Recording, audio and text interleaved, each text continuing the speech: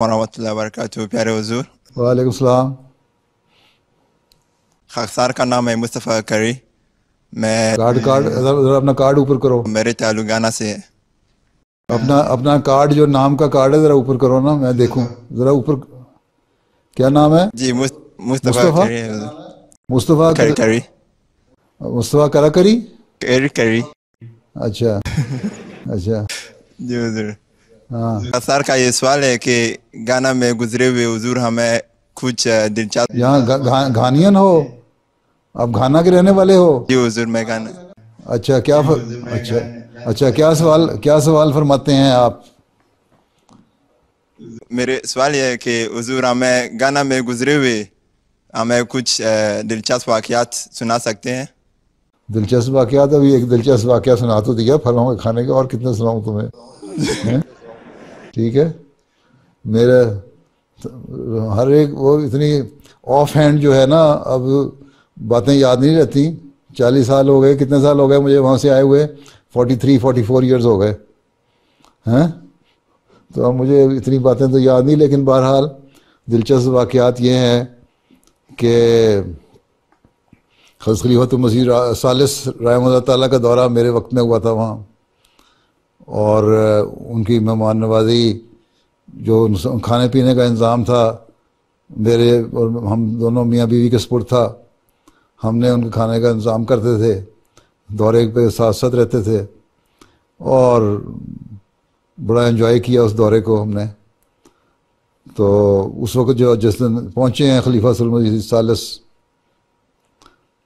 تو اس دن اکرا میں اوسو میں ہی وہاں لوگ اکٹھے ہوئے تھے، اور انہوں نے باہر نکل کے جب آپ تھوڑا سا خطاب کرنے لگے، مختصر سا السلام علیکم کہنے لگے لوگوں کو، تو بارش شروع ہو گئی، شدید بارش شروع ہو گئی.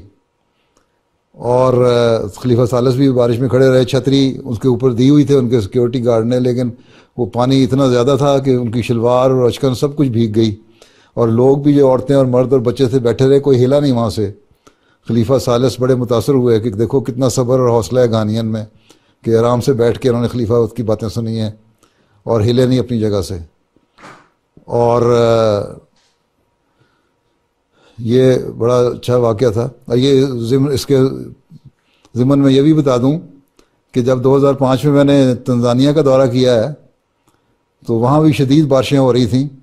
وہاں جلسہ تھا، اور عورتوں میں جلسے میں جب میں خطاب کر رہا تھا تو اوپر جو صاحبان تھا وہ اس کے اوپر اتنا پانی آیا کہ وہ پانی وہ پھٹ کے سارا جھڑ کر کے نا پورے کا پورا پرنالا جو تھا نا وہ عورتوں کے اوپر آ کے گرا. ایک مجال ہے کوئی عورت وہاں سے ہلی ہو، بڑے صبر سے بیٹھی رہیں.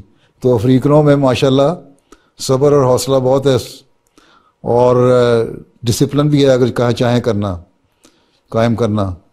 تو تم کہاں سے ہو؟ نائجیریا سے؟ گھانا سے؟ میں گانا سے ہوں. ہاں، تو ڈسپلن بھی بڑا ہے، اور اس ڈسپلن کو قائم کرنا چاہیے، قائم رکھنا چاہیے. اس لیے آپ لوگ جو مشنری بن رہے ہیں ان کو کوشش کرنی چاہیے کہ آئندہ جا کے آئندہ آنے والی نسلوں کو بھی یہ علاوہ دین سکھانے کے یہ بھی سکھائیں کہ اسلام ہم نے ڈسپلن سکھاتا ہے. اور ڈسپلن ایک ایسی چیز ہے جب وہ پیدا ہو جائے تو پھر قومیں ترقی بھی کیا کرتی ہیں.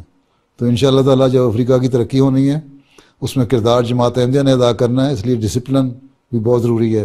اور اس کی جو ان بلٹ کوالٹی ہوتی ہے نا، ان بورن کوالٹی جو ہے وہ افریقنوں میں بہت زیادہ ہے، صرف اس کو آرگنائز کرنے کی ضرورت ہے.